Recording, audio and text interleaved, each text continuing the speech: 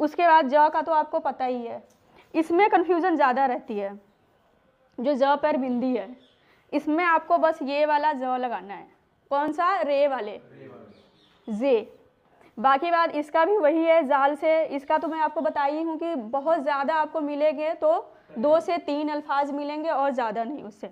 जुआद से रहते हैं, ज़्यादा होते हैं, पर ये इसका इस्तेमाल कहाँ होगा, कौन से अल्फाज में आएगा वो आपको बताया जाएगा बाद में। जोए का भी ऐसे ही है, तोए जोए का। बाकी फ़िलहाल आपको जे के लिए ये लगाना है, स के लिए ये हो गया, ते के लिए, त के लिए ते हो गया, अ के लिए अलिफ हो गया।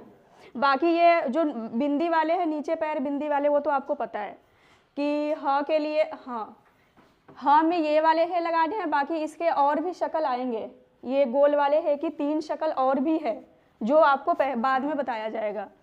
ख के पर बिंदी वाले हो गए खे, ग पर बिंदी वाले हो गए गैन, और नॉर्मल ग के लिए हो गया गाफ, क पर बिंदी के लिए क्वाफ, नॉर्मल क के लिए काफ। इतनी बातें आपको याद रखनी है।